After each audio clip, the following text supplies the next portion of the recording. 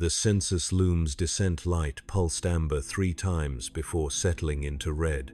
I had 16 minutes to finalize the annual tithe reconciliation before the audit cycle locked. My fingers moved across the input slate without conscious thought, years of training reducing verification to muscle memory. The air in the reconciliation chamber tasted of recirculated incense and machine oil. My robe stuck to my back, despite the coolness of the stone floor beneath my boots. The loom stood before me like an altar, which in every way that mattered, it was. 3 meters of blessed cogitation machinery, its brass housings etched with population catechisms in scripts I could recite but not fully read. The data ribbons feeding into its core flickered with the compiled existence of Hive Secundus, Sector Octavian, Subdistrict 447 Tertius.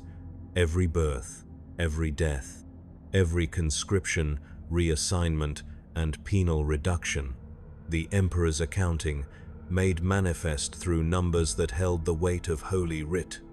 I had performed this duty 73 times.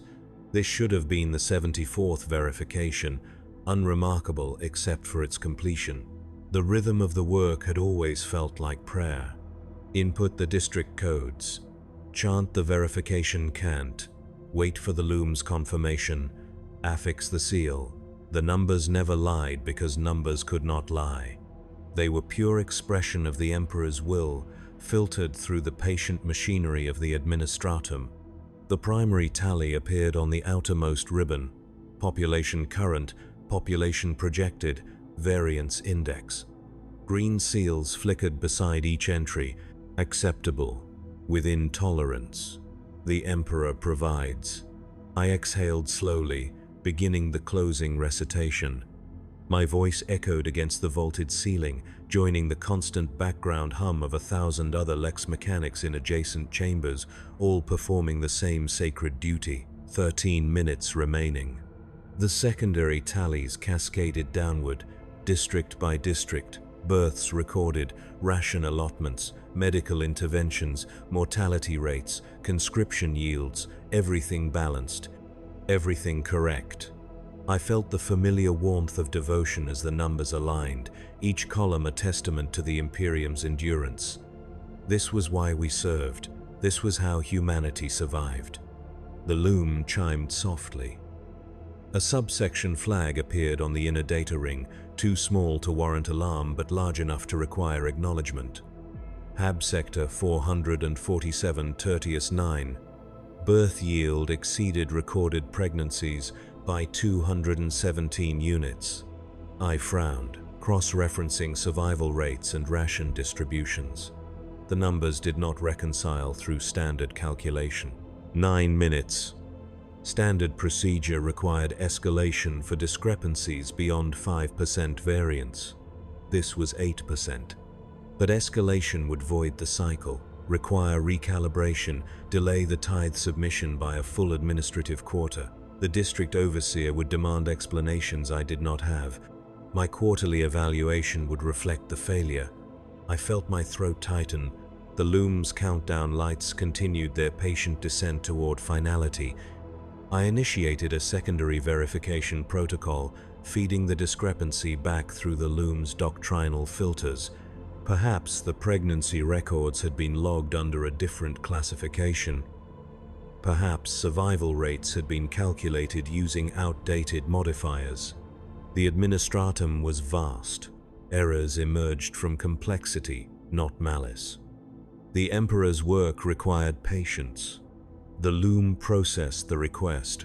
Its core housings rotated with a sound like grinding teeth. When it completed the cycle, the same numbers appeared, but the variance flag had disappeared. Green seals flickered beside every entry.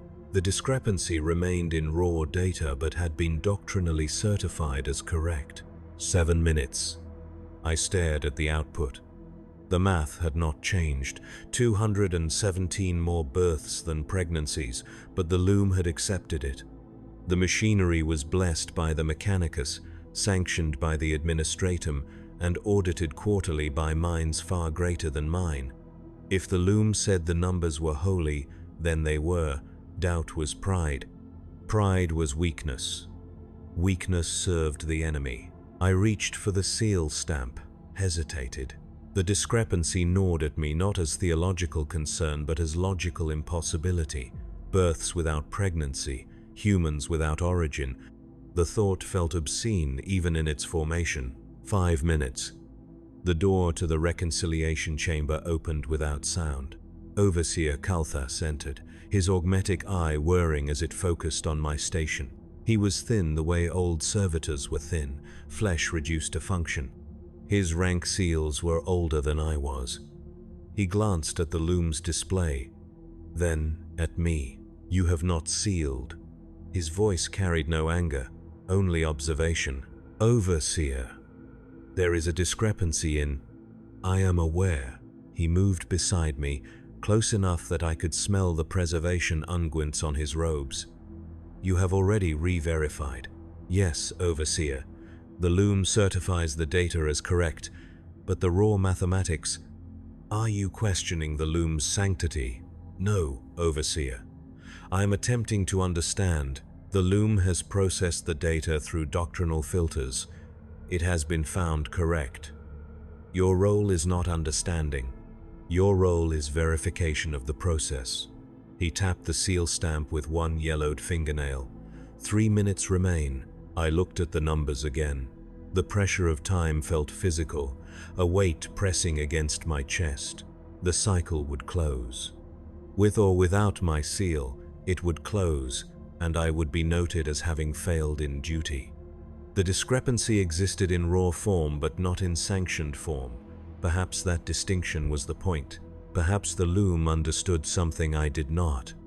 "The Emperor protects," I whispered, "through correct procedure."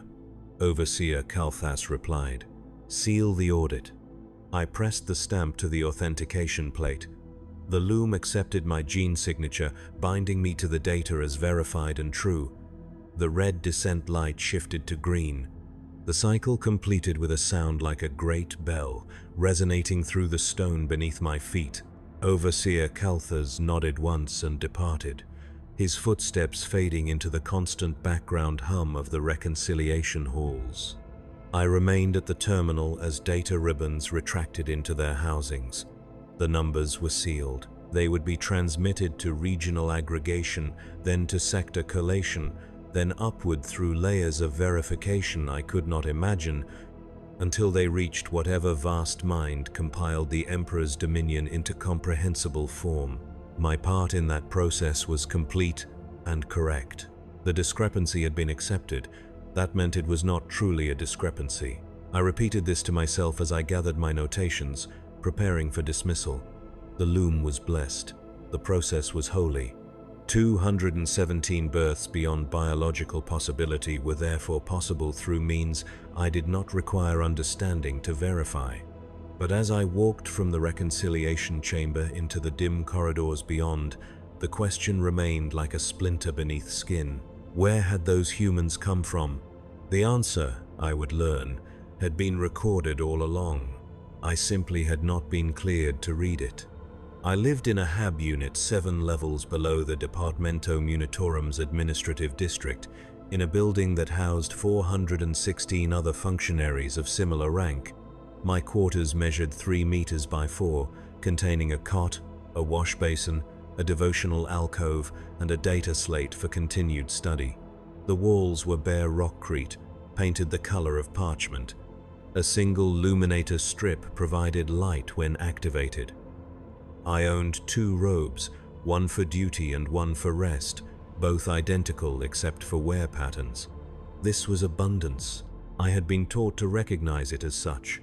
Many citizens of the Imperium slept in shifts, sharing cots in HAB blocks where air itself was rationed. I had privacy, purpose, and the Emperor's approval. These things were not to be taken as guaranteed. I prepared my evening devotional with the same precision I brought to my work. The alcove contained a small aquila cast in iron, a candle stub, and a scroll of catechisms assigned to my demographic cohort. I lit the candle, knelt on the bare floor, and began the recitations. The words were familiar enough that my mind could wander while my mouth performed its duty. 217 births without pregnancy. The thought kept returning, uninvited. I pushed it away, focusing on the catechism. The Emperor provides for his faithful. Through labor we serve. Through service we endure. The familiar rhythms should have brought peace. Instead, I felt the same tension that had gripped me in the reconciliation chamber, the sense of something misaligned that I lacked the authority to correct. I finished the devotional, extinguished the candle, and sat on my cot in darkness. Sleep would not come easily. It never did on audit completion nights. My mind would review the day's work, searching for errors, finding none, and yet remaining unsettled. This was the burden of precision. To know that perfection was achievable made anything less than perfection feel like failure. I activated the data slate and called up my personal notation logs.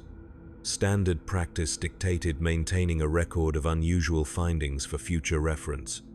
I had logged the discrepancy before sealing it, noting the sector, the variance, and the loom's certification. Looking at the entry now, in the privacy of my quarters, I felt a spike of anxiety.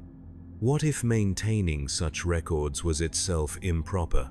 What if I had documented doubt when I should have documented only outcomes? I deleted the entry. The data slate pulsed green, confirming erasure. The discomfort did not fade. I had removed evidence of proper record-keeping out of fear that proper record-keeping might be seen as improper questioning. The logic twisted back on itself until I could not determine which action served the Emperor better. I set the data slate aside and lay down. The cot's thin mattress did little to soften the metal frame beneath. I stared at the ceiling, at the faint patterns of moisture damage that had been there since my assignment 3 years prior. I traced them with my eyes the way I traced data strings, finding order in apparent randomness. The births had been certified correct. That should have been sufficient. The administratum was vast and complex, but it was not wrong. To believe otherwise was to believe the Emperor's machinery could fail, and if that were true, then everything was meaningless.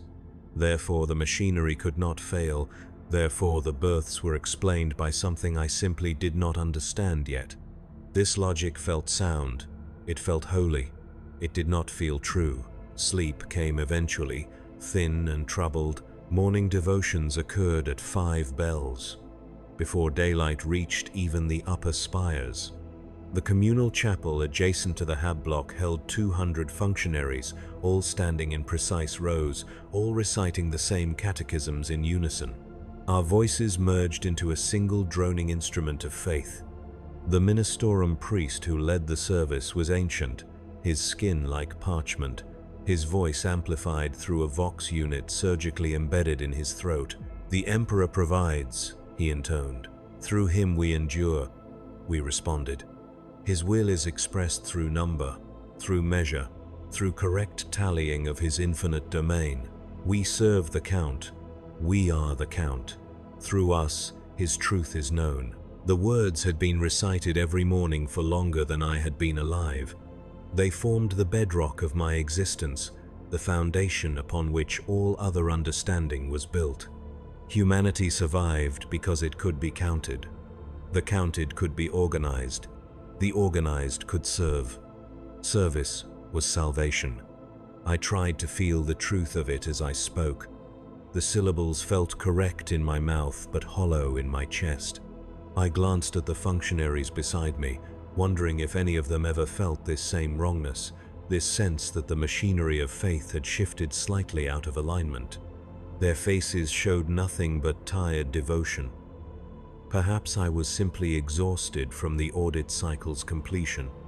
After the service, I joined the queue for morning rations. A single protein bar, reconstituted from sources I had never questioned, and a cup of recaf bitter enough to scour the throat. I ate standing in the corridor outside the refectory, surrounded by dozens of others doing the same. No one spoke. Speech was not forbidden, but it was not encouraged either. We had our catechisms. What else needed to be said? I arrived at the Departamento Munitorum as the sixth bell tolled. The building was a fortress of administrative necessity, its architecture designed to remind all who entered of the Imperium's scale. Corridors stretched beyond sight. Staircases descended into depths that served no clear purpose. Everywhere, the sound of styluses scratching parchment, of data looms humming, of servitors shuffling past with their arms full of scroll cases. My assignment for the day was posted on the duty roster outside the reconciliation chambers. I expected routine verification work, perhaps secondary audits of districts that had passed primary inspection. Instead, my name appeared beside a single designation: Physical Verification Detail, Subdistrict 447 Tertius 9, the sector from yesterday's discrepancy. I felt something cold settle in my stomach. Physical verification was rare, typically reserved for districts showing signs of census fraud or catastrophic population loss. It required descent into the actual HAB levels, inspection of living conditions, visual confirmation of demographic claims. I had performed such duties only twice before, both times in sectors where plague had reduced populations below tithe requirements. This district had shown excess, not deficit. Why would physical verification be required? Overseer Calthas approached from the administrative wing, his augmetic eye clicking as it focused on me. "You have seen your assignment." "Yes, Overseer. I do not understand the necessity." The loom certified the numbers as correct through doctrinal processing. However, given the magnitude of the variance, the Departamento requires physical confirmation that the population yield matches recorded outputs. He handed me a data slate, heavier than standard issue, its surface marked with security seals. "You will descend to Subdistrict 447 Tertius 9 and verify the presence of the recorded population. Standard counting protocols apply. You will return by 16th bell with a completed report." I took the data slate, feeling the weight of it in both hands. "Overseer, if the loom has certified, this is not a question of the loom's sanctity. This is bureaucratic verification of bureaucratic verification. The administratum exists in layers. You have been assigned to confirm one layer for the benefit of another. Is this unclear?" "No, Overseer." "Then proceed. A transit servitor is waiting in Bay 7. He walked away before I could ask anything further. I looked down at the data slate, at the security seals that would break if I attempted to open it before reaching the designated district. The cold feeling in my stomach remained. Something about this felt wrong, but I could not articulate what or why. I was being sent to verify that humans existed. What could be simpler? I made my way to Transit Bay 7 through corridors I had walked 1,000 times, but they felt different now, longer, as though the building itself was trying to delay my departure. The transit servitor waited beside a cargo loader, its lobotomized face slack with chemical patience. It gestured toward the loader's passenger cage without speaking. I climbed inside. The cage smelled of rust and old sweat. The servitor activated the controls, and we began to descend into the sub-levels of Hive Secundus, into depths I had only ever known as numbers on a data ribbon. The light faded as we dropped. The cage's luminator strips provided weak illumination, enough to see the stone walls sliding past, marked with depth indicators and hazard warnings in languages I did not recognize. The temperature rose. The air thickened with moisture and something else, something organic and processed that made my throat tight. We descended for 17 minutes. When the cage finally shuddered to a halt, we had dropped 6 kilometers below the administrative district, into sublevels that existed on maps but rarely saw human oversight. The servitor opened the cage door. Beyond it stretched a corridor of dark metal, its walls running with condensation, lit by emergency luminators that pulsed in irregular rhythm. Subdistrict 447 Tertius 9, the servitor droned. Exit here. Return signal required within 8 hours or replacement will be dispatched. I stepped out of the cage. The servitor closed the door and began ascending immediately, leaving me alone in the corridor. The sound of the loader's mechanisms faded until only the pulse of the luminators remained, and beneath that, a deeper sound, rhythmic and wet, like vast lungs breathing in unison. I broke the security seals on the data slate and accessed my assignment parameters. The first page contained standard verification protocols. The second page contained a district map showing residential hab blocks, ration distribution points, and medical facilities. The third page contained a single line of text that made my hands go numb. Proceed to Gestation Vault Alpha 9 for population verification. Not residential blocks, not living quarters, a gestation vault. I stood in the corridor, staring at words that should not have appeared together. Gestation implied biological process. Vault implied storage. Together, they suggested something I lacked the clearance to imagine. But I had been given the assignment, therefore I was cleared, therefore I would proceed. The Emperor protects through correct procedure. I began walking deeper into Sub-District 447 Tertius 9, following the map on the data slate, following the sound of vast lungs breathing in the darkness ahead. The corridor terminated at a security checkpoint unmanned by anything human. 3 servo skulls hovered in patient formation, their eye sockets glowing red, scanning me with equipment I could not identify. A voxcaster crackled. State designation and purpose. Junior Lex Mechanic Hadrian Voss. Departamento Munitorum. Demographic Compliance Division. Assignment Code 1794 Tertius. Physical Verification Detail. The skulls processed this information. Machinery word. Somewhere beyond the checkpoint, massive locks disengaged with sounds like breaking bones. The voxcaster hissed, "Proceed. Maintain vocal recitation of the Catechism of Necessary Labor during inspection. Silence will be interpreted as crisis. Response teams will deploy." The checkpoint eye-rised open, revealing a chamber beyond that stole my breath. It was vast. The corridor had been cramped, oppressive, but this space opened into dimensions that defied the Hab district maps I had studied. The ceiling rose 20 meters overhead, supported by columns of dark metal etched with prayers I could barely read in the dim light. The floor was grated, and through the grates I could see levels below, filled with machinery that pulsed and churned. The air was warm, humid, thick with the smell of nutrients and chemical stabilizers. And everywhere, along every wall, suspended from the ceiling, arranged in precise rows that stretched beyond sight, were the vats. They were 3 meters tall, 2 meters wide, transparent cylinders filled with amber fluid. Inside each one, shapes floated. Human shapes, not fully formed, but recognizable.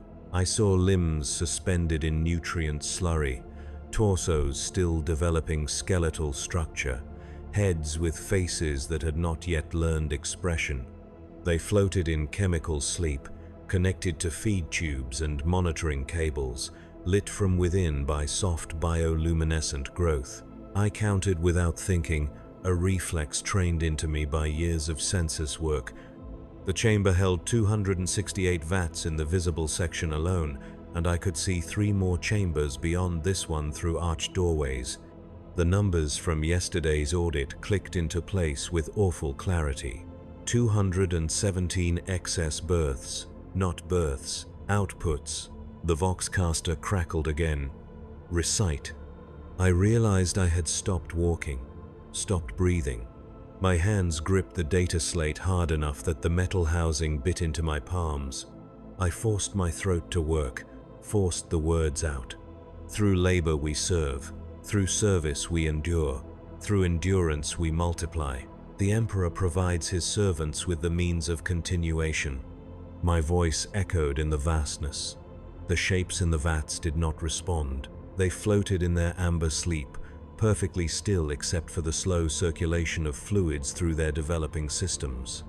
I walked forward because stopping was not permitted.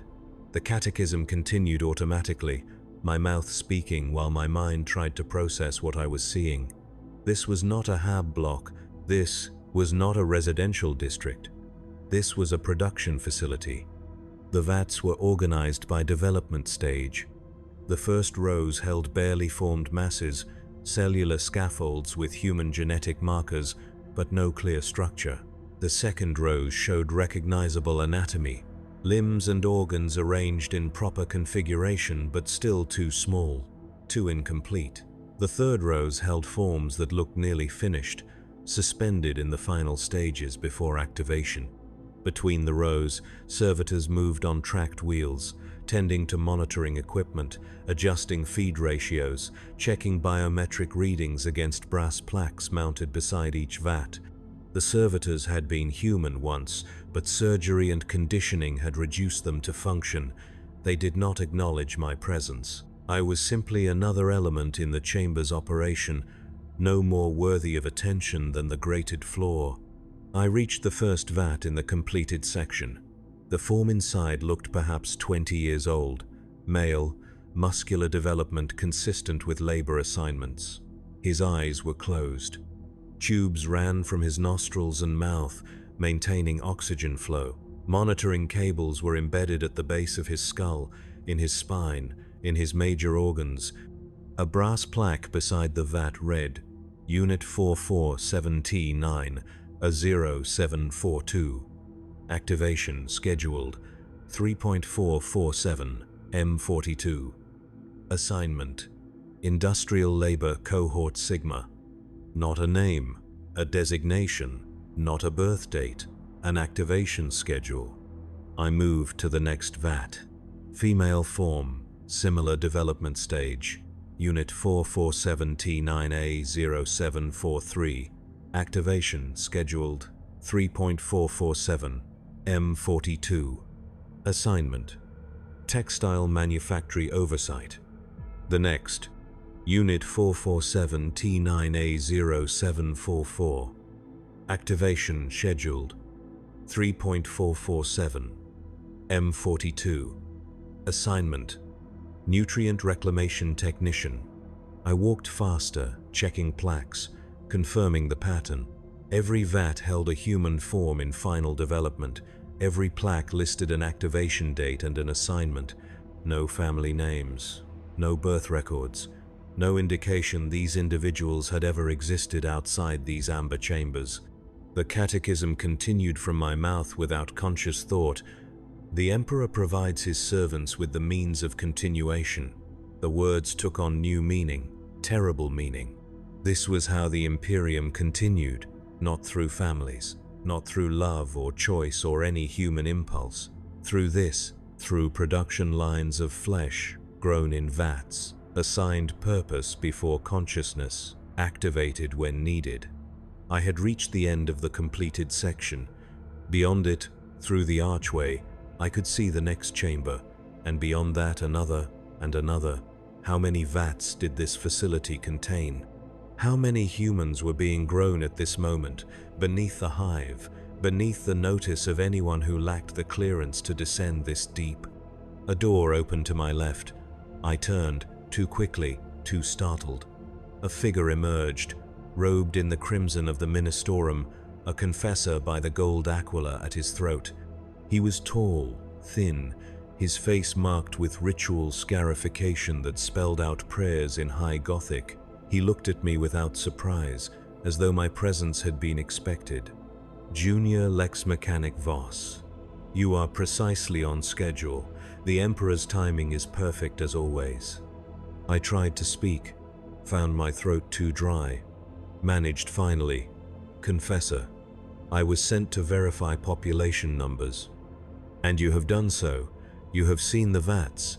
You have counted the units. Does the output match your records? I looked back at the rows of amber cylinders, at the floating forms inside them. I do not understand what I am seeing. That is not required for verification. The question is simple. Does the population yield of Subdistrict 447 Tertius 9 match your census records? Yes or no? I opened the data slate with shaking hands, called up the previous day's audit results, 217 units above biological pregnancy rates. I estimated there were at least 300 VATs in this chamber alone, with more in the chambers beyond. The numbers would match. The loom had been correct all along. Yes, I whispered. The numbers match. Then your verification is complete. Affix your seal to the report and return to your station. Confessor, these are not births. These are the Emperor's servants, grown in accordance with his divine will, sanctioned by the Adeptus Mechanicus, blessed by the Ministorum, and recorded by the Administratum. Every stage of this process is holy. Every unit is sacred. You are looking at humanity's future, Lex Mechanic. You should feel honored. I stared at him. His expression was serene, without doubt or discomfort. This was not a secret he was revealing. This was doctrine he was explaining to someone too junior to have encountered it before. How long has this been done? I asked. Since the Imperium required it, since humanity's expansion exceeded natural reproduction rates, since the Emperor's wars demanded more servants than conventional births could supply. He gestured at the VATs. This is not new, Lex Mechanic. This is how we endure. Did you think the Imperium's population remained stable through chance? Did you believe 1,000,000 worlds could fight constant war and never exhaust their citizens? The question hung in the humid air. I realized I had never truly considered it. The numbers had always balanced. Casualties were replaced. Tithes were met. I had assumed the Imperium's population was simply vast enough to absorb losses. I had never calculated how vast it would need to be, how impossibly abundant, to sustain 10,000 years of constant attrition. These units, the Confessor continued, will be activated within the week. They will undergo rapid indoctrination, receive their assignments, and begin service. They will live productive lives in the Emperor's name. They will feel devotion, purpose, satisfaction in labor. They will be human in every way that matters. Except origin, I said. Origin is irrelevant. What matters is service. These units will serve. Therefore they are blessed. Therefore they are saved. This is the Emperor's mercy, Lex Mechanic. He provides us with the means to continue the crusade. He does not leave us to fail for want of servants. The Confessor stepped closer, close enough that I could smell the consecrated oils on his robes. His voice dropped to something almost gentle. You are troubled. This is natural. You have seen beyond your clearance level, and understanding has not caught up to observation. But consider this. Every unit in these VATs will praise the Emperor. They will know faith. They will die willingly in his service. They will be more devoted than many who are born conventionally, because their purpose is not discovered, it is designed. They are perfect servants. They are not born, I said. They are made. We are all made, Lex Mechanic, some in wombs, some in VATs. The method is less important than the outcome. The Emperor requires servants. We provide them. This is holy work. He produced a stylus from his robes and held it toward me. Affix your seal. Confirm that the population yield matches the census records. Complete your duty. I looked at the stylus, then at the data slate in my hands, then back at the rows of VATs stretching into the distance. The numbers did match. I had been sent to verify population, and I had verified it. The Confessor was right. Origin did not change the count. These were humans, or would be once activated. They would be recorded, assigned, and eventually tallied in death. They were part of the Emperor's accounting. But something in me resisted, some part that could not reconcile the amber cylinders with the doctrine I had recited every morning of my life. The Emperor provides for his faithful, but this was not provision. This was manufacture. Lex Mechanic. The Confessor's voice hardened. You are delaying a sanctioned process. Affix your seal or explain your refusal to Overseer Calthas upon your return. Choose quickly. The threat was clear. Refusal meant questioning the Imperium's methods. Questioning meant investigation. Investigation meant erasure. I had seen it happen to others, functionaries who developed inconvenient concerns, who asked questions beyond their clearance. They were reassigned to positions that left no time for thought, or they were sanctioned, or they simply disappeared into the administratum's vastness and were never mentioned again. I took the stylus. I pressed it to the data slate's authentication panel. My gene signature bound me to the report. Population yield of Subdistrict 447 Tertius 9 verified as consistent with census records. Physical inspection confirms output matches documentation. Compliance certified. The confessor nodded, satisfied. The Emperor protects. Lex Mechanic. Return to your station. Continue your service. Speak of what you have seen only in official reports. This is not secret knowledge, but it is specialized knowledge. Not all require understanding to serve. He walked past me, deeper into the chamber, toward a door I had not noticed before. His footsteps echoed and faded. I was left alone among the vats, surrounded by hundreds of humans who had never been born, who would never know they had been grown like crops, who would live and die believing themselves blessed by the Emperor's natural providence. I remained motionless for several minutes, unable to decide whether to flee or investigate further. The servo skulls at the entrance hovered in patient observation. The servitors continued their maintenance routines. The vats pulsed with quiet circulation. Everything was orderly. Everything was correct. I was the only element of disorder, the only piece that did not fit smoothly into the mechanism. I began walking back toward the entrance, back toward the checkpoint, back toward the cargo loader that would lift me to the administrative levels where numbers were abstract and clean. But as I walked, I counted. I could not stop myself. It was reflex, training, the core of my purpose. 268 vats in the first chamber, perhaps 300 in each of the others visible through the archways. If this facility produced 1,000 units per cycle, and if similar facilities existed in other sub-districts, across other sectors, on other worlds, the scale was incomprehensible. Not thousands, not millions, billions, perhaps trillions of humans, grown in vats, activated on schedule, assigned purpose without choice.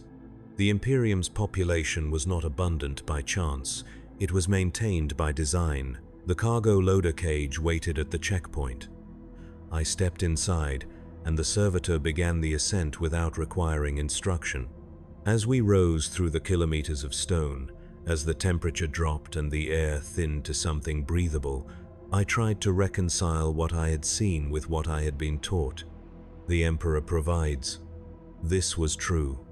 He provided through mechanism, through planning, through industrial efficiency. Birth was no longer left to human whim. It was controlled, optimized, directed toward maximum utility. This was not cruelty. This was mercy. The alternative was extinction. I repeated this logic until we reached the administrative levels. I repeated it through the corridors back to the Departamento Munitorum. I repeated it as I submitted my report to Overseer Calthas, who reviewed it without comment and dismissed me. The logic was sound. The numbers were correct. The process was blessed by every authority that mattered. But when I returned to my quarters that night, when I knelt before my devotional alcove and tried to recite the catechisms, the words would not come. All I could see were the vats, the amber fluid, the floating forms that would wake to faith without ever choosing it. The Emperor provides his servants with the means of continuation. I understood now. I understood completely. And understanding had changed nothing except my ability to sleep.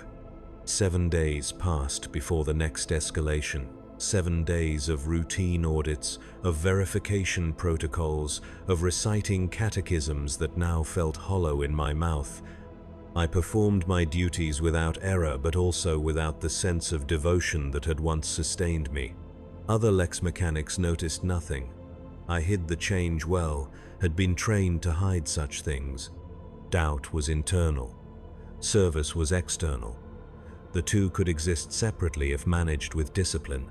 On the 8th day, I was summoned to the Hall of Blessed Processing, a section of the Departamento Munitorum I had only entered twice before, both times for mandatory theological review. The summons came without explanation, simply my name on the duty roster followed by a location and time. I arrived precisely on schedule, as required. The hall was larger than the reconciliation chambers, its ceiling lost in darkness despite hanging luminators every 10 meters. The walls were lined with alcoves containing ancient data looms, machines so old their brass housings had turned green with age. Each loom was attended by a Lex mechanic of senior rank, their robes bearing seals of decades of service. The air smelled of parchment, machine oil, and something else, the particular scent of very old devotion. Faith turned routine through endless repetition. Overseer Calthas waited beside a cogitation altar in the hall's center. Beside him stood a figure I had never seen before, robed in the steel gray of the Adeptus Mechanicus. The tech adept's face was mostly machinery, bronze sensors and vox grills replacing eyes and mouth. Cables ran from the back of his skull to a portable cogitation unit mounted on his spine. He regarded me with the patient curiosity of someone examining an insect. "Junior Lex Mechanic Voss," Overseer Calthas said. "You completed physical verification of Subdistrict 447 Tertius 9. "Yes, Overseer. Your report was comprehensive and technically accurate. However, your subsequent performance has shown minor efficiency decline, 4% reduction in processing speed, 12 documented hesitations during catechism recitation. These are not yet grounds for remediation, but they suggest internal misalignment." The tech adept spoke, his voice synthesized through vox grills, stripped of human cadence. "The subject has encountered cognitive dissonance between observed reality and doctrinal expectation, standard response to revelation beyond clearance parameters. Analysis suggests 97% probability of adaptive stabilization within 3 months if provided contextual framework." I stood very still, feeling the weight of their observation. They were discussing me as though I were data requiring interpretation, which I supposed was accurate. I had become a variable in need of correction. "You are not being disciplined," Overseer Calthas said. "You are being educated. The Departamento has determined that your clearance level should be elevated to include operational understanding of demographic resource generation. This will improve your long-term utility and prevent processing errors caused by incomplete information. I do not require, it is not a request." The Overseer's tone remained neutral, but the finality was absolute. "You have seen the gestation vaults. You cannot unsee them. Attempting to function without context will eventually cause performance failure. Therefore, context will be provided. Adeptus Severin will explain the mechanisms. You will listen. You will ask clarifying questions if necessary. You will then resume your duties with enhanced understanding. Is this clear?" "Yes, Overseer." Calthas gestured to the tech adept and departed, leaving me alone in the hall with the machine priest. Severin approached the cogitation altar and activated it with a gesture I did not see. Hololithic displays flickered into being above the altar's surface, showing diagrams of human anatomy, genetic sequences, cellular structures. "The human form is inefficient," Severin began without preamble. "Gestation requires 9 months. Maturation requires 16 years minimum before optimal labor capacity. Reproduction is inconsistent, dependent on individual compatibility, nutritional availability, and emotional states that cannot be reliably controlled. For an empire requiring constant population replenishment, this is inadequate." The diagrams shifted, showing production timelines. Accelerated gestation reduces time to 14 weeks. Neural imprinting during development allows activation at biological age equivalent to 18 years, with full motor control and cognitive function. Genetic optimization removes hereditary defects, standardizes physical capabilities, and predisposes subjects toward doctrinal compliance. The process is not new. It has been refined over 4 millennia. I watched the diagrams, trying to align them with what I had seen in the vaults. The units in the vats. They are still human? Define human. Severin's Vox grills clicked. If you mean genetically, yes. Every unit possesses baseline human genetic structure. If you mean legally, yes. They are Imperial citizens upon activation, possessing all rights and obligations thereof. If you mean philosophically, the tech adept tilted his head. That question is above my processing parameters. The Ministorum addresses philosophical concerns, but they are not born. They have no families, no childhood. Correct. They have function instead. Childhood is inefficient. Families introduce variables. The units are designed for purpose, activated with purpose, and serve that purpose until death or incapacitation. This reduces waste, improves output, and ensures doctrinal consistency. The hololiths shifted again, showing population projection curves. Consider this data. The Imperium loses approximately 3 trillion human lives annually to warfare, industrial accidents, disease, and authorized executions. Conventional reproduction would require maintaining a breeding population 6 times current size to replace these losses while also expanding to new territories. This is logistically impossible. So instead, we manufacture them. We optimize resource generation. The term is irrelevant. The outcome is survival. Without the gestation vault network, the Imperium's population would collapse within 2 generations. Every world you have audited relies on this system. Every regiment you have counted contains vault-grown soldiers. Every factorum you have verified employs vault-grown labor. This is not an aberration. This is standard operating procedure. I felt something cold spreading through my chest. How many facilities exist? That information is restricted.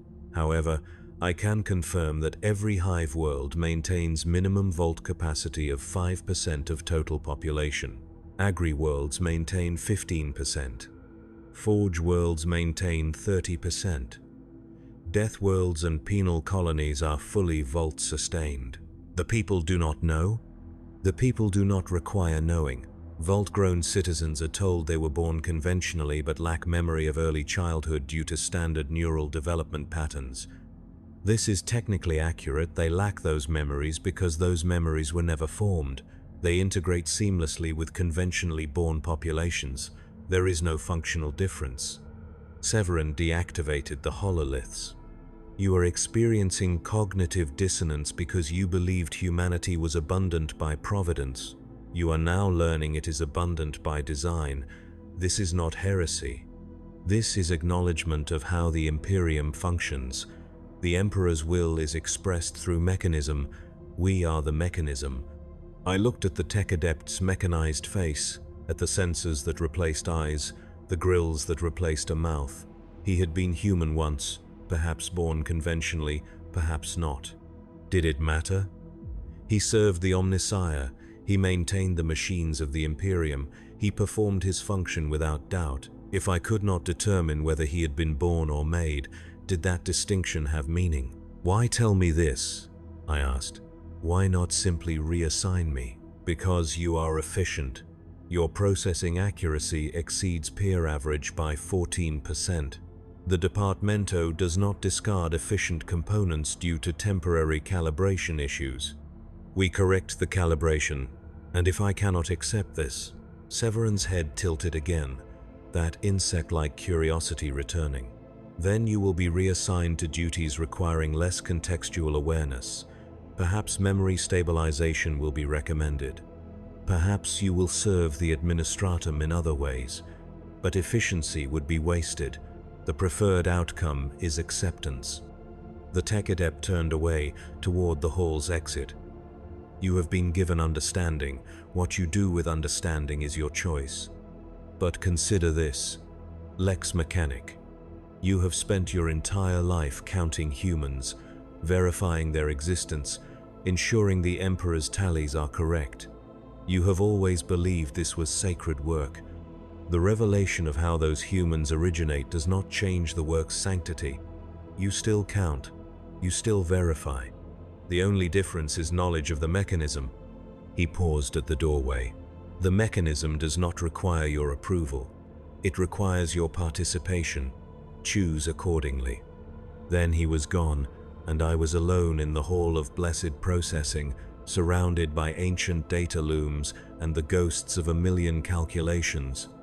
The altar before me remained inactive, but I could still see the hololithic diagrams in my mind, population curves, production timelines, efficiency metrics, everything explained, everything justified, everything correct. I remained standing there for perhaps an hour until another Lex mechanic entered the hall for scheduled processing duties and gave me a curious look. I departed without speaking, returning to the reconciliation chambers, resuming my assigned tasks. The work continued. The numbers balanced. The Emperor's tallies remained accurate. But as I verified population yields that evening, cross-referencing birth records with census data, I could no longer see the numbers as abstractions. Behind every digit was a vat, a cylinder of amber fluid, a form floating in chemical sleep. Behind every district report was a facility like the one I had visited, producing humans on schedule, activating them with purpose, sending them forward to serve. And I was part of the system that counted them, that verified their existence, that ensured they were tallied correctly so the Imperium could function. The Emperor provides through correct procedure. I sealed my reports without hesitation, without error, but the hollow feeling in my chest had become permanent, a void that prayer could not fill. The pattern revealed itself gradually over the following weeks. Once I knew what to look for, the evidence was everywhere. Census records that showed population stability despite catastrophic casualty rates. Birth records that spiked in perfect alignment with conscription demands. Districts that somehow maintained fertility rates impossible for their nutritional allotments. I began cross-referencing historical data during off-hours, using archival access granted by my elevated clearance. The gestation vault system had existed for millennia, but its scale had expanded dramatically during the Age of Apostasy, then again during the Plague Years, then continuously throughout the post-heresy period. What had started as emergency population maintenance had become standard procedure. I discovered that 47% of the Imperium's current population had been vault-generated. The percentage varied by world type, but nowhere dropped below 30%. On some worlds, particularly those with harsh environments or high death rates, the percentage exceeded 80. Conventional reproduction had become almost vestigial, a backup system maintained for genetic diversity but no longer primary. The documentation was extensive, detailed, and completely unremarkable. This was not hidden knowledge, it was specialized knowledge, restricted to those whose duties required awareness. I had simply never required it before. Now that I did, it was readily available, catalogued with the same bureaucratic thoroughness that characterized all imperial record-keeping. I found implementation protocols, vault construction specifications, maintenance schedules, quality control procedures, ethics reviews conducted by the Ministorum, all concluding that vault generation was theologically sound. Mechanicus technical assessments, all confirming biological integrity. Administratum efficiency analyses, all demonstrating cost-effectiveness compared to conventional reproduction. The system was not hidden, it was normalized. I began observing my fellow functionaries differently, wondering which of them knew, which were vault-grown themselves, which had been activated with purpose rather than born to it. There was no way to tell. Vault-grown citizens were designed to be indistinguishable, to integrate seamlessly, to never question their origin because they were told they had none to question. How many of the people I saw daily had never experienced childhood? How many had woken in vats, been taught the catechisms during neural imprinting, been told their memories were simply unclear due to standard development patterns? The thought was disorienting. Everyone looked the same. Everyone performed their duties. The mechanism was perfect in its invisibility. During morning devotions, I studied the priest leading the service, wondering if he knew what percentage of his congregation had never been born. Did he care? Did it matter for salvation? The catechisms never specified that humans had to be born conventionally to receive the emperor's blessing. Service was what mattered. Origin was irrelevant. But it did not feel irrelevant. I completed my duties without visible difficulty. My processing efficiency returned to normal levels. Overseer Kalthas noted this in my quarterly evaluation, marking me as successfully stabilized. The departmento was satisfied. I had been given understanding, and understanding had corrected my calibration exactly as predicted. Except the understanding had not brought peace. It had brought awareness of a truth I could not escape. Every number I verified represented a human life, yes, but also a manufactured unit.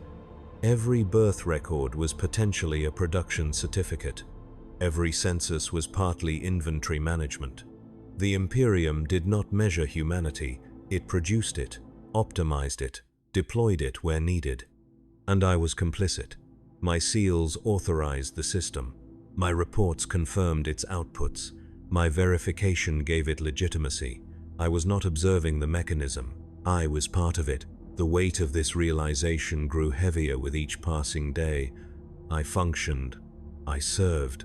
But the devotion that had once sustained me had been replaced by something mechanical, by performance without belief. I recited catechisms because recitation was required, not because the words held truth. I sealed reports because sealing was procedure, not because I believed in what I was authorizing.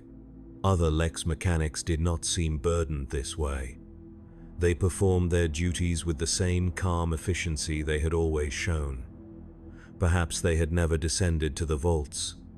Perhaps they simply did not care. Perhaps I was uniquely weak, unable to accept what others found unremarkable, or perhaps they were vault-grown themselves, activated with acceptance already imprinted, designed to function without the burden of doubt. I could not tell. And that uncertainty was worse than any revelation. 3 months after my descent to Subdistrict 447 Tertius 9, I was assigned to verify a Departamento Administratum census report covering 7 sectors simultaneously. This was senior-level work, typically reserved for lex mechanics with decades of experience. The assignment came without explanation, simply my name on the roster beside the task designation. I reviewed the preliminary data before beginning verification. 7 sectors, combined population of 14 billion citizens, projected tithe yield of 200 million conscripts and laborers annually. The numbers were vast but manageable, assuming proper organization. Standard verification would require 3 weeks of continuous processing. I began the work in the reconciliation chamber, feeding sector data into the census loom, initiating the catechism sequences. The loom hummed its patient song, processing information, applying doctrinal filters, producing certified outputs. I watched the data ribbons cascade downward, each one representing millions of lives tallied and confirmed. On the 4th day of verification, a pattern emerged that made my stylus pause. Sector Octavian 7 showed population replenishment rates that could not be explained by conventional reproduction, even accounting for maximum fertility optimization. I cross-referenced with historical data. The sector had been devastated by orc invasion 17 years prior, losing 82% of its population. Current population matched pre-invasion levels exactly. I checked the sector's vault registration, 47 facilities, each with minimum capacity of 200,000 units, total production capability 9 million units annually. The math was simple. The sector had not recovered through reproduction. It had been restocked. I continued verification, noting similar patterns in 3 other sectors. All had experienced catastrophic population loss within the past 2 decades. All had returned to nominal population levels. All maintained vault networks sufficient to explain the recovery. The Imperium did not wait for populations to regenerate naturally. It replaced losses immediately, efficiently, without hesitation. This should not have surprised me. I had been educated on vault function. I knew the scale of the system. But seeing it applied to entire sectors, watching populations restored like replacing broken components in a machine, crystallized the reality in a way that made my throat tight. Humans were interchangeable. Loss was temporary. Catastrophe was reversible. The Imperium could absorb any casualty rate because humanity itself was a renewable resource, grown on demand, activated when needed. No disaster was permanent. No war was too costly. The machine could always produce more parts. I sealed the verification report, confirming all 7 sectors as compliant with tithe projections. The data was correct. The Emperor's accounting was maintained. But as I submitted the report to Overseer Calthas, I felt something break inside me, some final barrier between duty and understanding. The Imperium was not preserving humanity, it was manufacturing it. And I was the bureaucrat who ensured the inventory remained accurate. That night, in my quarters, I attempted evening devotions and could not complete them. The catechisms felt like lies, not because they were false, but because they were insufficient. They spoke of the Emperor's protection, his providence, his eternal wisdom. They did not mention VATs. They did not mention production quotas. They did not mention that humanity endured only because it could be grown like crops. I sat in darkness, staring at the iron aquila in my devotional alcove, trying to feel faith. What came instead was a question I could not suppress. If humans were manufactured, if purpose was designed rather than discovered, if origin was controlled rather than chance, what did that make the Emperor's domain? Not an empire of humanity, an empire of human-shaped resources. The distinction felt theological, dangerous. I should have prayed for guidance. Instead, I sat motionless until morning bells, my mind turning over the same realization again and again. Nothing had changed. The system remained as it always was. I had simply learned to see it clearly, and clarity offered no comfort at all. The breaking point came during a mandatory theological audit 5 months after my initial descent. All Lex mechanics were required to attend quarterly reviews conducted by the Ministorum, sessions designed to ensure doctrinal compliance and spiritual health. I had attended dozens of these reviews over the years, always passing without incident. This review was conducted in a chapel adjacent to the Departamento Munitorum, a small stone chamber lined with devotional texts and lit by perpetual candles. The reviewing priest was elderly, his face weathered by decades of service, his voice soft but carrying absolute authority. He sat across from me at a wooden table worn smooth by countless confessions. Junior Lex Mechanic Voss, your quarterly evaluation notes adequate performance but diminished devotional participation. Do you still believe in the Emperor's divinity? Yes, Father. Do you believe in the righteousness of the Imperium? Yes, Father. Do you believe humanity serves a holy purpose? I hesitated. The question felt like a trap, though I could not identify why. I believe humanity serves the Imperium's purpose. The priest's eyes narrowed slightly. That is not the question I asked. Father, I have been educated on demographic resource generation. I have seen the vaults. I understand how population is maintained. And this troubles you. It clarifies my understanding of what we are preserving. The priest folded his hands on the table. Explain. I chose my words carefully, aware that heresy was easy to commit and impossible to retract. The Emperor protects humanity. This is doctrine. But if humans are manufactured, if they are designed and activated rather than born, are we protecting humanity or maintaining production capacity? Both, the priest said without hesitation. The method of origin does not diminish sanctity.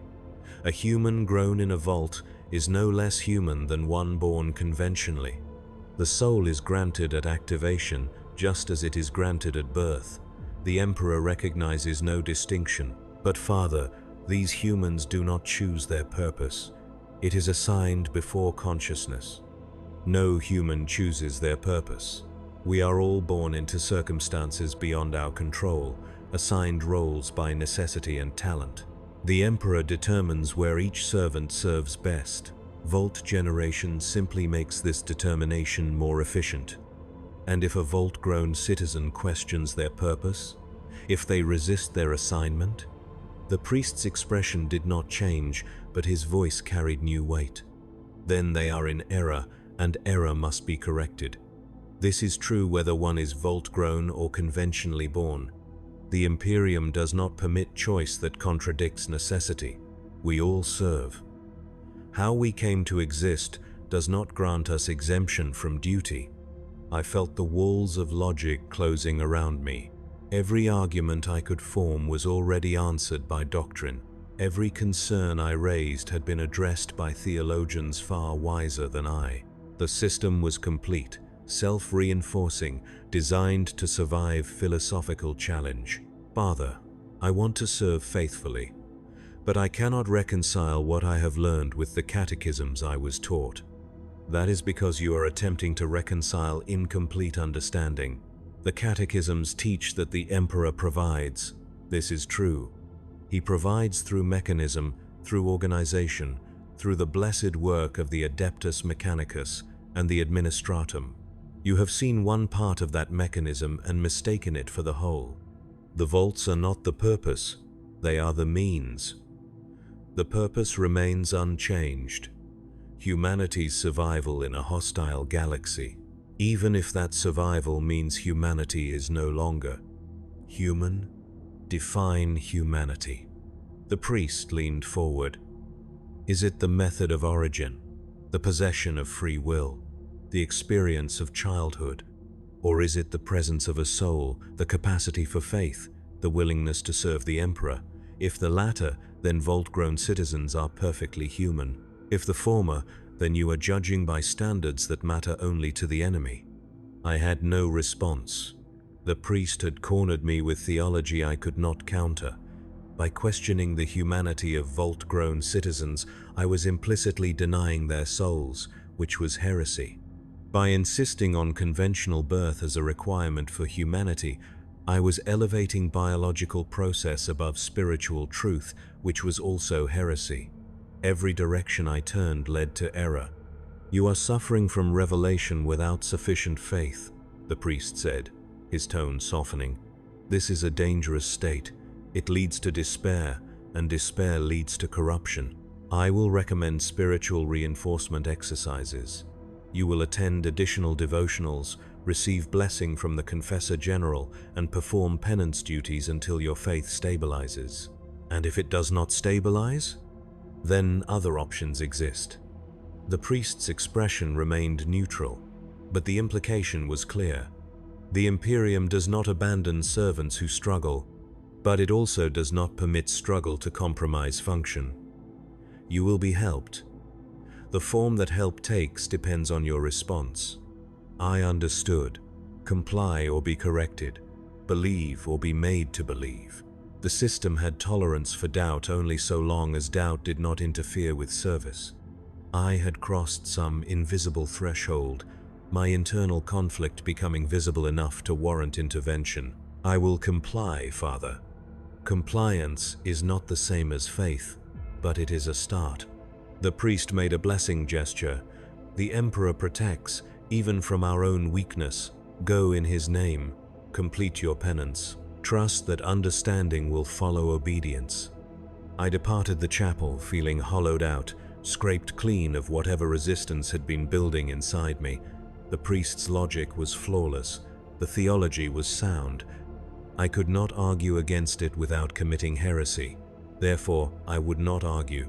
I would comply, perform penance, attend devotionals, and wait for faith to return. But even as I committed to this course, I knew something fundamental had broken. I could perform faith. I could speak the words, make the gestures, complete the rituals, but the core of genuine belief, the sense that the Emperor's will was just and holy, that was gone, eroded by knowledge I could not unlearn. The penance duties began the following day. I was assigned to the Hall of Penitent Labor, spending 4 hours daily copying devotional texts by hand, each letter carefully formed, each page a meditation on obedience. The work was meant to quiet the mind, to redirect thought away from dangerous questions towards simple, repetitive sanctity. I copied texts about the Emperor's mercy, his wisdom, his eternal protection. I copied catechisms about humanity's purpose, about service as salvation, about the blessed work of maintaining his domain. My hand moved across the parchment without conscious thought, reproducing words I had heard 1,000 times. But copying did not bring peace.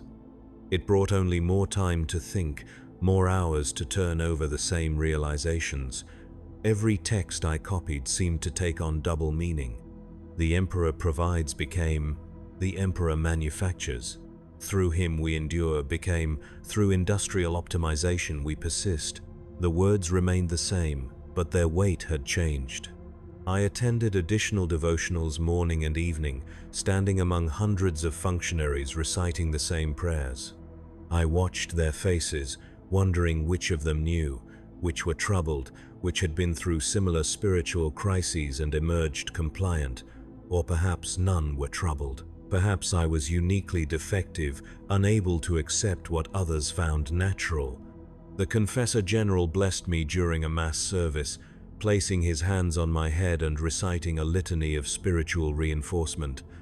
I felt nothing except the pressure of his palms, the warmth of his skin, no divine presence. No rush of returned faith. Only procedure. Performed correctly, achieving no internal result. 3 weeks of penance passed without visible change. I performed all assigned duties, attended all required services, copied all designated texts. On the surface, I was the model of a servant being restored to proper function. Inside, the hollow feeling deepened until it felt permanent, a void that could not be filled by ritual or prayer. Overseer Calthas summoned me on the 24th day of penance.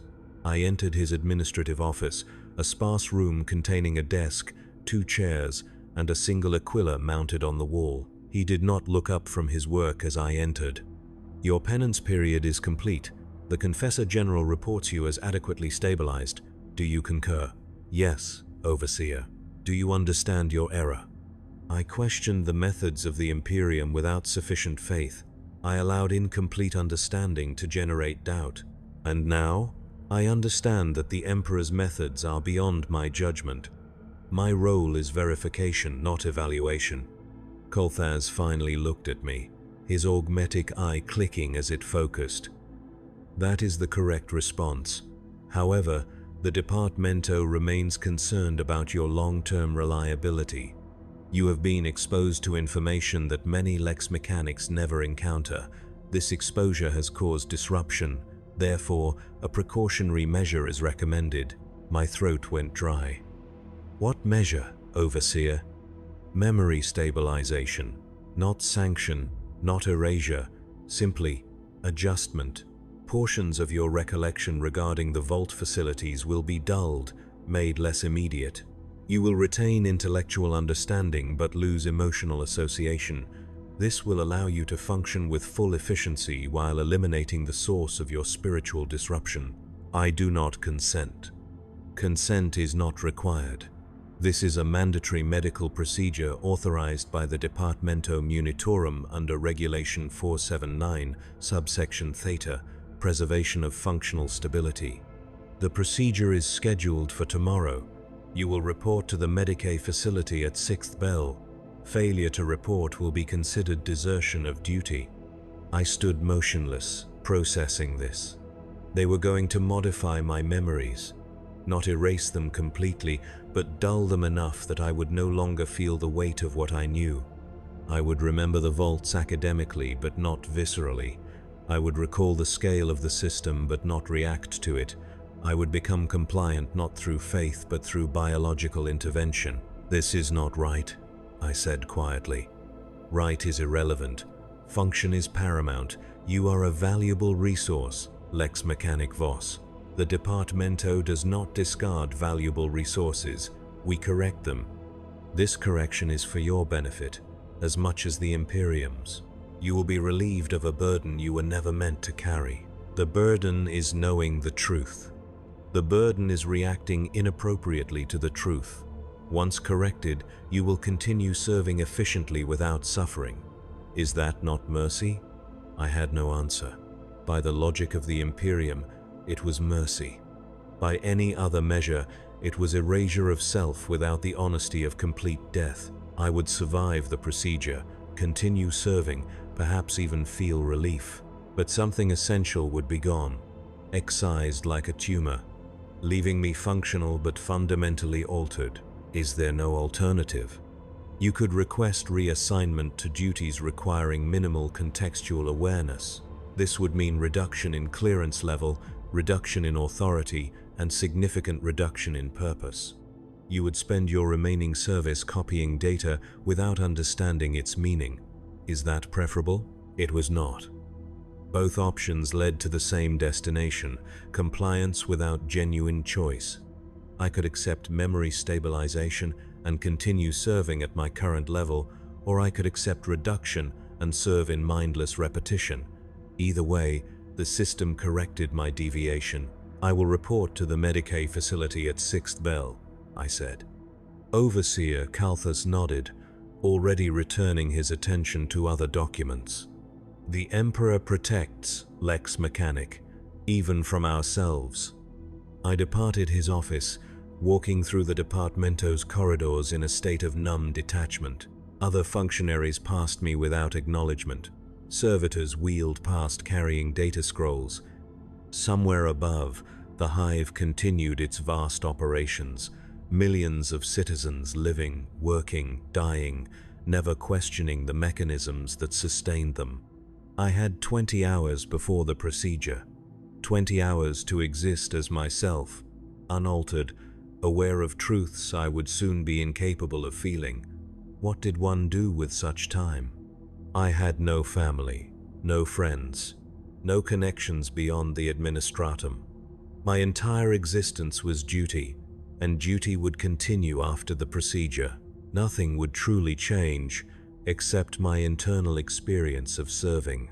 Perhaps that was the point. Perhaps internal experience was the only thing that mattered, the only space where anything resembling choice existed. And tomorrow, that space would be corrected, optimized, made compatible with service. I spent that evening in my quarters, not praying, not reading, simply sitting in darkness. I thought about the vats, about the amber fluid, about the forms floating in chemical sleep. I thought about activation without choice, purpose without discovery, faith without genuine belief. I thought about how thin the line was between being born and being made, and how the Imperium had erased that line entirely. And I thought about how, after tomorrow, I would no longer care. The hours passed. Morning bells sounded. I prepared myself mechanically, donning my duty robes, performing perfunctory ablutions. The iron Aquila in my devotional alcove watched with empty eyes. I did not pray to it. There seemed no point. The Emperor either approved of what was about to happen, or he was absent entirely. Neither possibility offered comfort. I departed my quarters and walked through the Hab block corridors toward the transit station that would take me to the Medicae facility. Other functionaries moved through their morning routines, oblivious to my passage. To them, I was simply another servant performing another duty. They could not see the hollow space where faith had been, could not know that I was walking toward my own internal erasure. The transit arrived. I boarded without hesitation, because hesitation would change nothing. The system had decided I required correction. Resistance was not permitted. Rebellion was not possible. I could comply or be made to comply. Those were the only options. The Medicaid facility loomed at the edge of the administrative district, a gray building marked with red crosses and purity seals. I entered through reinforced doors, reported to an administrative servitor, confirmed my identity. Forms were processed, authorization was verified. Everything was correct, documented, proper. A chirurgeon met me in the preparation chamber, a woman whose face had been surgically modified to express permanent calm. She reviewed my procedure documentation without emotion. Memory stabilization, emotional suppression protocol 779. This will take approximately 4 hours. You will experience no pain. Upon awakening, you will retain all factual knowledge, but experience significantly reduced emotional response to specific memories. This is not erasure. This is optimization. I understand. Do you consent? The question was ritual. We both knew consent was irrelevant. Yes. Proceed to the surgical theater. Remove your robes. Lie on the designated table. Restraints are automatic. I obeyed, moving through the process with mechanical precision. The surgical theater was cold, sterile, lit by harsh luminators that eliminated all shadow. The table was metal, slightly reclined, marked with restraint points. I lay down. Clamps emerged from the table's sides, securing my wrists, ankles, forehead. A servo arm descended from the ceiling, holding an injection array. The chirurgeon appeared beside me, checking readouts on a monitoring screen. The procedure will begin in 30 seconds. When you wake, you will be corrected. The Emperor protects. The Emperor protects, I replied automatically. The injection array pressed against my neck. I felt cold spreading through my veins, a numbness that began in my extremities and moved inward. My vision blurred. The luminators became soft halos. The chirurgeon's face faded to abstraction. The last thought I had before consciousness dissolved was simple. I will wake as something else. I woke. The first sensation was absence. Not pain, not discomfort, but the recognition that something previously present had been removed. I sat up slowly, feeling the restraints release. The surgical theater was empty except for a servitor waiting by the door. My robes had been cleaned and folded on a side table. I dressed carefully, noting that my hands moved without tremor. No anxiety, no dread. I felt stable. The word fit perfectly. Not happy, not sad. Simply balanced, functional, appropriate. The servitor led me to a recovery chamber where the chirurgeon waited with a data slate. She reviewed readings, nodded with satisfaction. Memory stabilization successful. Emotional suppression holding at 94% effectiveness. You should experience no disruption to daily function. Do you require clarification on any aspect of the procedure? I considered the question. Did I remember the vaults? Yes. Did I remember my descent, the conversation with the confessor, the theological crisis? Yes. All factual recall remained intact. But the memories felt distant, academic, stripped of the weight they had carried. I could think about vault-grown humans without distress. I could acknowledge the scale of the system without horror. Knowledge remained. Reaction had been excised. No clarification required. Then you are released to duty. Report to Overseer Calthus for reassignment. I departed the Medicaid facility and returned to the Departamento Munitorum. The corridors felt familiar, comfortable. Other Lex mechanics nodded as I passed, acknowledging my return. Everything was as it should be. I was corrected, I was functional, I was appropriate. Overseer Calthus received me in his office without ceremony. Your procedure is complete? Yes, Overseer. Do you retain understanding of demographic resource generation? Yes, Overseer. Vault-grown citizens are produced through accelerated gestation, neural imprinting, and purpose-specific genetic optimization. The system maintains population stability across the Imperium. I verify outputs as part of standard census procedures.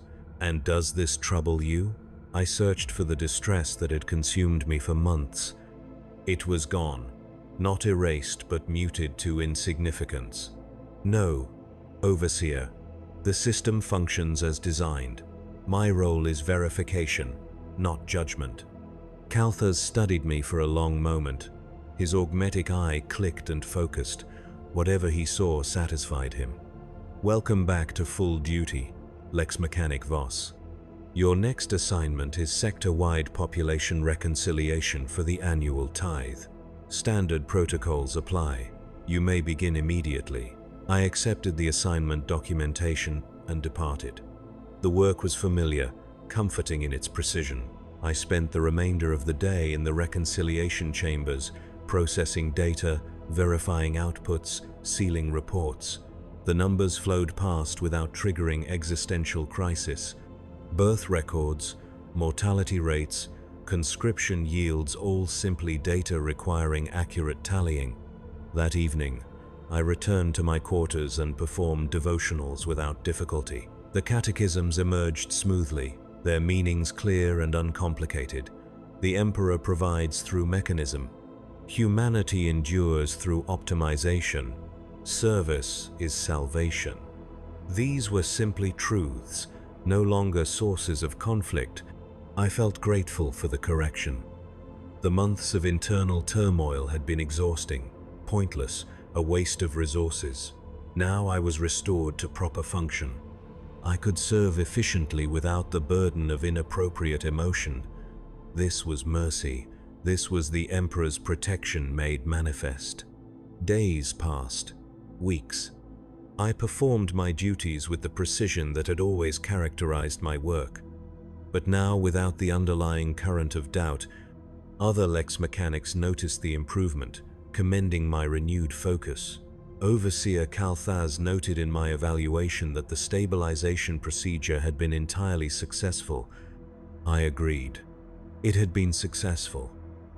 I was no longer troubled by knowledge I lacked the clearance to properly interpret. I understood the vault system academically without reacting to it emotionally. This was optimal. This was correct. Occasionally, in quiet moments, I would experience a faint sense of loss, a recognition that something had been taken from me, but the feeling never developed into genuine distress. It was simply observation, noted and dismissed. Whatever I had lost, I no longer missed it enough to matter. 1 year after my stabilization, I was promoted to Senior Lex Mechanic, granted expanded clearance and authority over multiple sectors. The promotion came with commendation for consistent performance and exceptional compliance with administrative protocols. I accepted the advancement as natural progression, reward for proper service. My new duties included training junior Lex Mechanics, teaching them the methods of verification, the importance of accuracy, the sanctity of the Emperor's tallies. I performed this role with efficiency, imparting knowledge without philosophy, procedure without context. When junior Lex Mechanics asked questions about population mechanics, I provided factual answers stripped of interpretation. Some asked about the source of census discrepancies. I explained vault generation clearly, clinically, without emotion. Most accepted the explanation without difficulty. Occasionally, one would show signs of disturbance, cognitive dissonance emerging from revelation. I would report these cases to Overseer Calthas, who would arrange appropriate correction. The system perpetuated itself perfectly. Understanding was provided when necessary. Reaction was suppressed when required. Service continued uninterrupted. I was part of the mechanism that maintained this order, and I felt no conflict about my role. I had been rendered correct. 20 years passed. I aged into the role of Chief Lex Mechanic, overseeing census operations for an entire subsector. My authority extended across 12 systems, millions of worlds, populations beyond comprehension. I rarely performed direct verification anymore. Instead, I managed teams of Lex Mechanics, reviewed their reports, ensured compliance with administrative protocols. My quarters had expanded to include a second room, granted as privilege of rank. The devotional alcove now held a blessed aquila provided by the Confessor General, a mark of spiritual approval. I owned 4 robes, each marking different aspects of duty. My data slate was updated to the latest model, its processing capability vast. These were signs of success, of proper progression through the Imperium's hierarchy. I had served faithfully for decades, never questioning, never hesitating, never allowing doubt to compromise function. I was the model of what the administratum required. Efficient, obedient, stable. On the anniversary of my stabilization procedure, though I did not consciously track such dates, I received a summons to the Sector Administratum headquarters, a building so vast it required internal transit systems. The summons came from the Sector Administratum himself, a figure I had never personally encountered despite 20 years of service. I arrived precisely on time, was processed through security protocols, and escorted to an office whose opulence suggested importance beyond my comprehension. The Sector Administratum sat behind a desk of polished stone, his robes marked with seals I could not read, his age impossible to determine. He regarded me with eyes that had seen centuries of service. Chief Lex Mechanic Voss, your record is exemplary. 2 decades of perfect compliance, 0 errors, 0 concerns. You are precisely what the Imperium requires. Thank you, Administratum. You underwent memory stabilization early in your career. The statement was not a question, but I responded anyway. Yes, Administratum. Standard procedure following exposure to specialized knowledge. Do you ever wonder what was taken from you? The question felt dangerous, inappropriate, but I had been asked directly by superior authority. Occasionally I note that certain memories lack emotional resonance, but this does not impair function. Of course not. You were corrected. You became optimal. But tell me, do you believe the correction was just? I hesitated. The question seemed designed to test something, though I could not determine what. Justice is not relevant. Function is paramount. I serve more effectively after correction than before.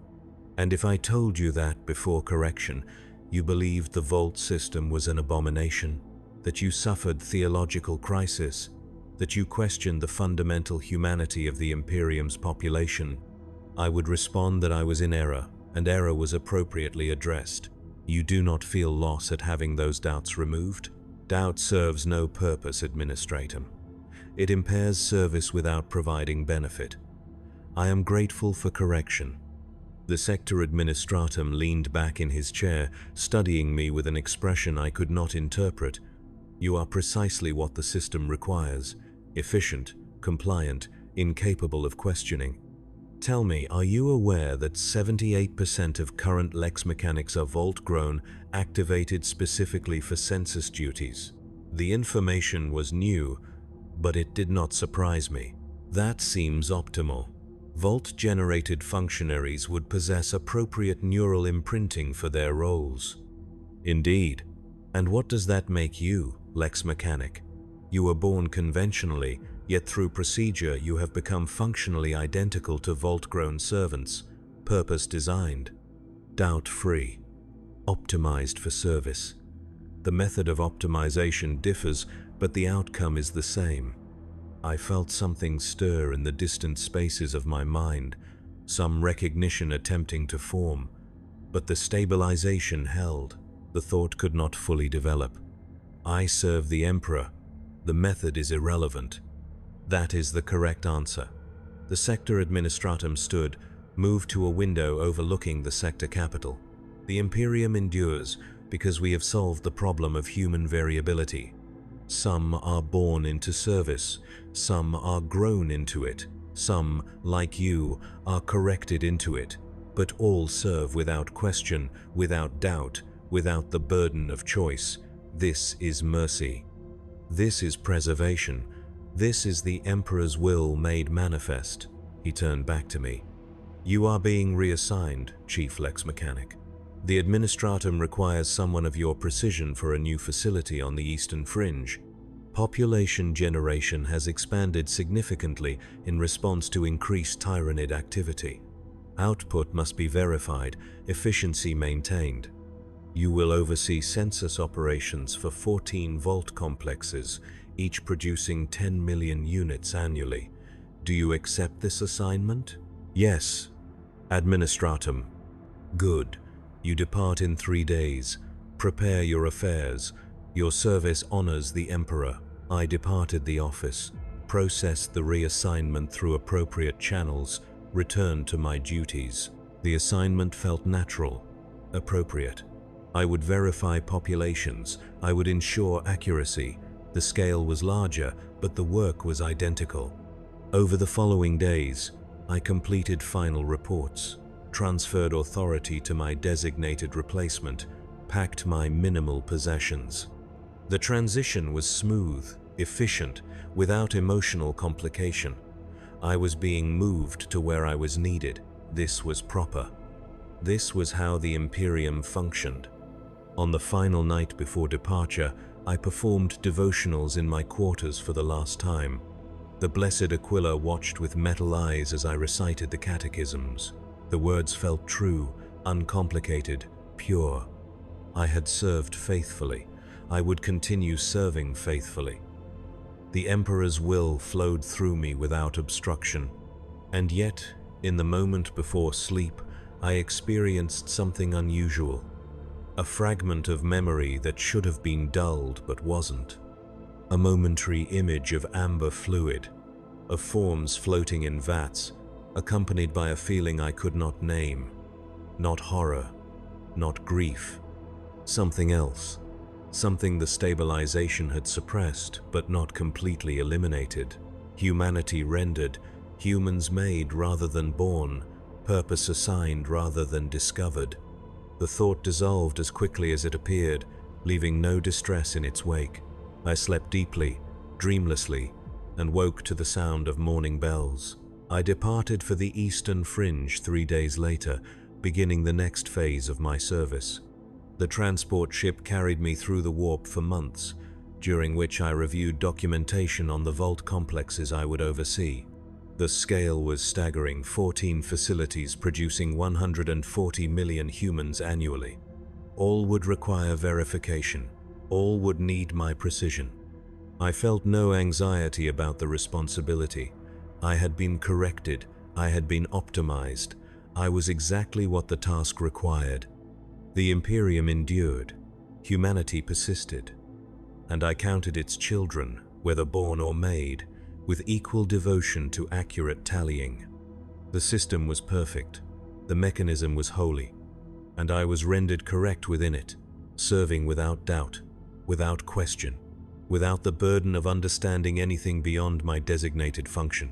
The Emperor protects through optimization, and I, corrected and compliant, was proof of his mercy.